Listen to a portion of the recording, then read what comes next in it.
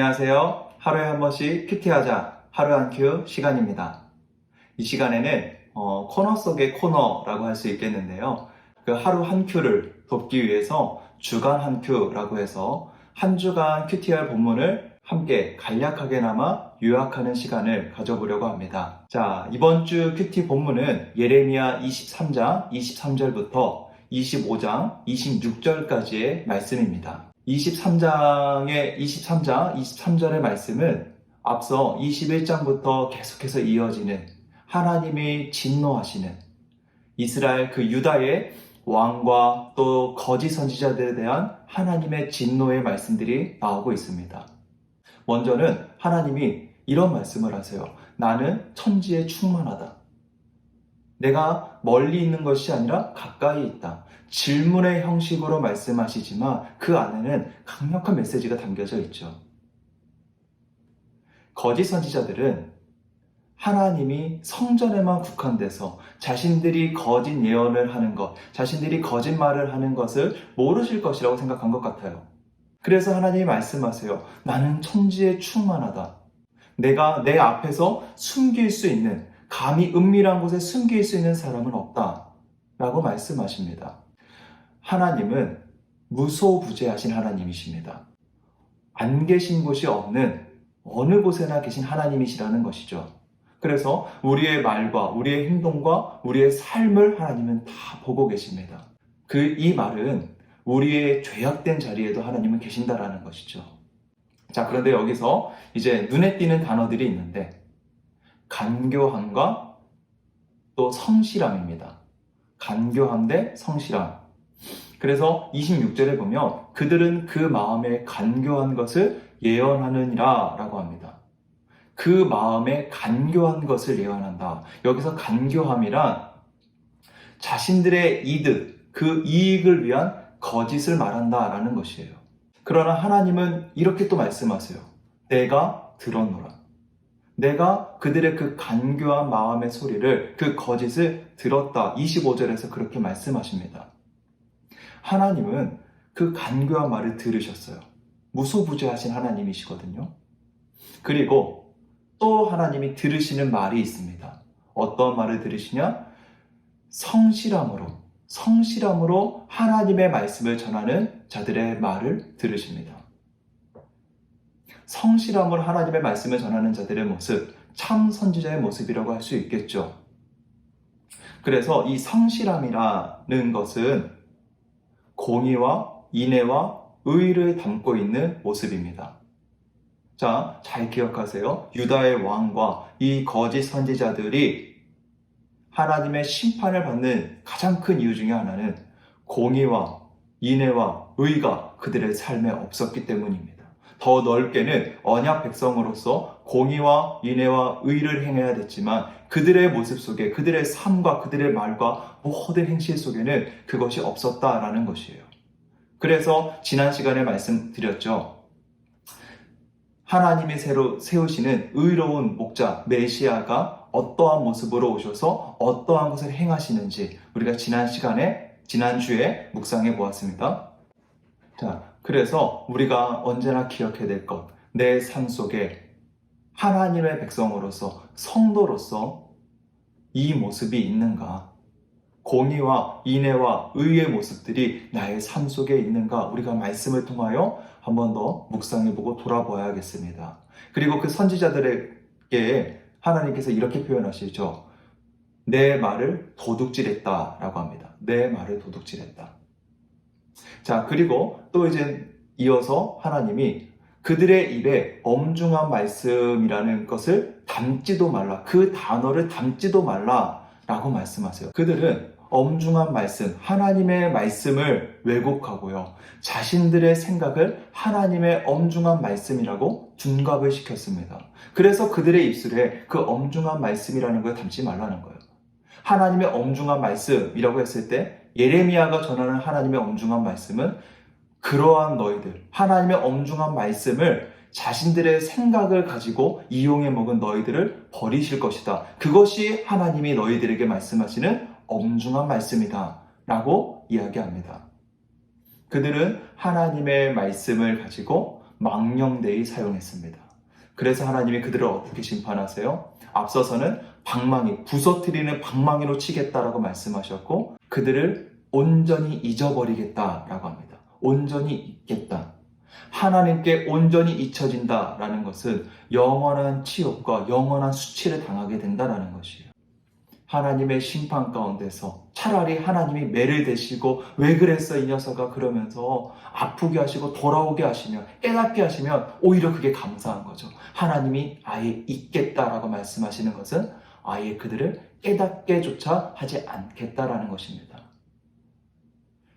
우리의 모습 속에서 하나님께 잊혀지는 삶이 되면 안 되겠습니다. 우리가 또 그러한 정말 그 마음, 간절한 그 마음으로 우리가 묵상하면 좋겠습니다. 자, 그리고 이제 24장에 가서는 좋은 무화과와 나쁜 무화과를 하나님께서 예레미야에게 광주리로 이제 보여주십니다. 이 좋은 무화과와 나쁜 무화과. 자, 조금 배경을 한번 생각해 볼 필요가 있는데, 그 예루살렘이 함락이 되고 포로로 사람들이 잡혀갔을 때 그때에 예루살렘에는 정치적으로 사회적으로 긴장과 분열 그 갈등이 있었습니다. BC 597년에 바벨론의 왕 느부갓네살이 예루살렘을 포위했어요. 그리고 여호야긴은 그 느부갓네살 왕에게 항복했습니다. 그리고 그때 그 항복했을 때 포로로 이제 왕과 함께 사람들이 잡혀가는데 수많은 지배계층과 또 많은 기술자들 약 10,000명 이상이 포로로 끌려갔습니다. 그리고 이제 왕이 없잖아요. 그래서 느부갓네살이 여호야긴의 삼촌인 시드기야를 그 예루살렘의 왕, 유다의 왕으로 세워놓습니다. 자, 이제 여기서 정치적으로 사회적으로 좀 갈등이 일어나는데 포로로 끌려간 사람들은 시드기야를 합법한 왕으로 인정하지 않습니다. 왜냐하면 그 언약 백성으로서 하나님이 세우신 그 다윗의 계통에 있는 하나님이 세우신 왕이 아니라 이방 왕이 세운 세운 왕이거든요. 그러니까 인정하지 않아요. 그런데 반대로 또 예루살렘에 남아있는 사람들은 끌려간 사람들을 정죄합니다. 인정하지 않아요. 그들의 모든 기득권을 박탈하고요. 공동체에서 제외시킵니다. 너희들은 언약 백성이 아니야. 너희들은 하나님의 심판, 우리는 심판을 받은 게 아니고 너희들이 심판을 받았고 너희들이 잘못했기 때문에 너희는 언약 백성이 아니야. 더 이상 너희는 이 예루살렘, 우리 이스라엘 하나님의 백성 공동체에 속할 수가 없어 라고 하면서 그들을 오히려 정죄했습니다. 자, 그런데 문제는 무엇이냐? 하나님의 뜻은 달랐다라는 것이에요. 하나님은 예레미야를 통해서도 그 바벨론에게 항복하라고 전하라고 말씀하셨죠. 하나님의 뜻은 항복하는 거였어요. 그때 남아있던 사람들도 그 당시의 사람들도 좋은 무화과는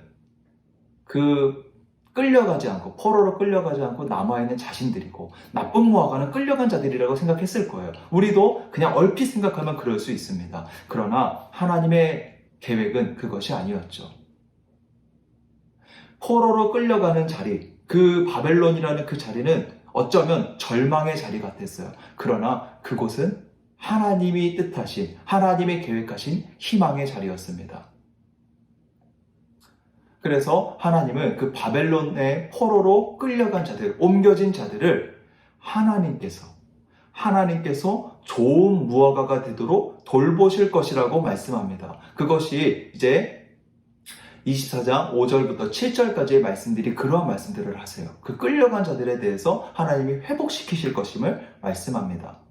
그리고 남겨진 자들은 오히려 자신들이 구원받은 사람들이고 자신들이 더 잘 될 사람들이라고 생각했어요. 희망의 자리라고 생각했어요. 그러나 그 자리는 희망의 자리가 아니었죠. 하나님은 그들을 먹을 수도 없는 정말 극악히 나쁜 무화과라고 표현을 합니다. 극악히 나쁜 무화과. 왜냐? 그들은 남겨졌다면 그들이 그 자리에 남겨졌다면 아, 하나님이 진짜 말씀대로 우리나라를 망하게 하셨네?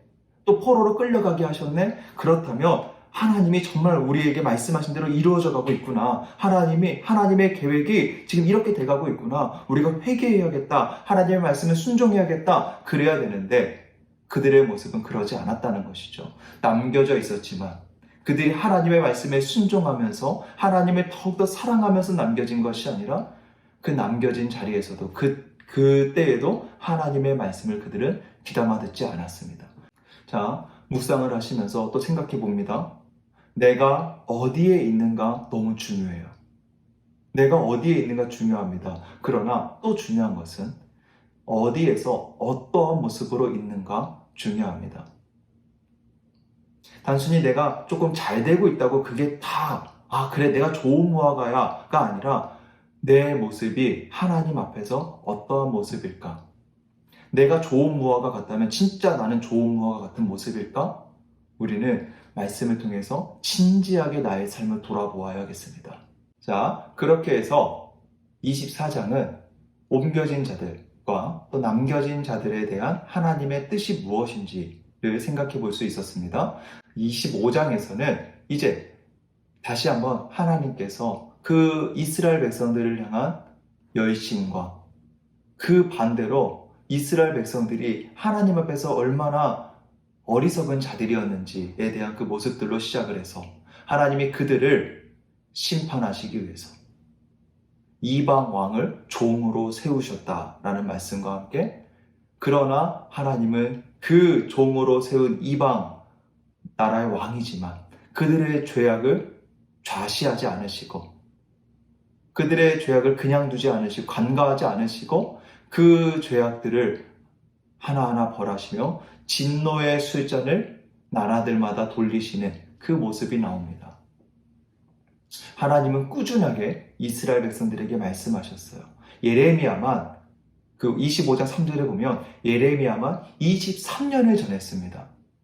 선지자들을 계속해서 보내셔서 하나님 말씀하셨죠. 그러나 그 이스라엘의 모습은 어땠어요? 귀를 닫고 듣지 않았습니다. 끝까지 그들은 듣지 않았어요. 하나님은 꾸준히 말씀하셨는데 이스라엘은 백성들은 꾸준히 듣지 않았습니다. 그게 그들의 모습이었어요. 여러분, 우리는 지금 하나님의 음성을 잘 듣고 있을까요? 하나님의 음성에 귀 기울이고 있을까요? 그래서 하나님은 그 듣지 않는 그들에게 느부갓네살 왕을 심판의 도구로 세우셨습니다.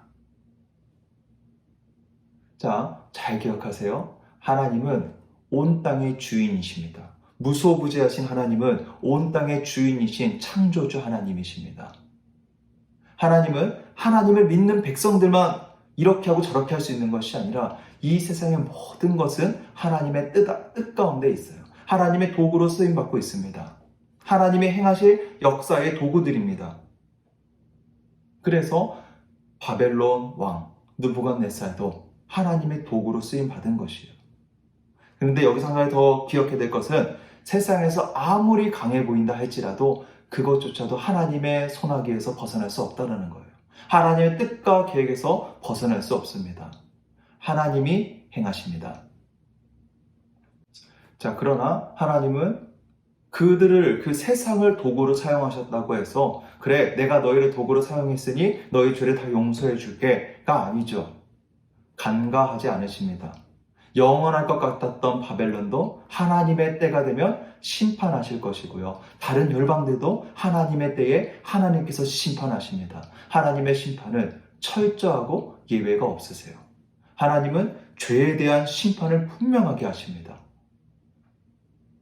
그리고 이제 그 진노의 술잔의 마지막이 누구냐? 새싹왕이라고 나와 있는데 이제 26절에 나오는데 새싹왕은 바벨론 왕을 의미합니다. 바벨론 왕. 진노의 잔이 바벨론에서 끝이 나는 것은 바벨론의 멸망으로 인해 유다에게 회복이 있을 것이다 라는 것을 암시하고 있습니다. 하나님의 백성에서부터 시작된 그 진노의 술잔은 세상에서 가장 강해 보였던 그 바벨론 왕에서 끝이 나요.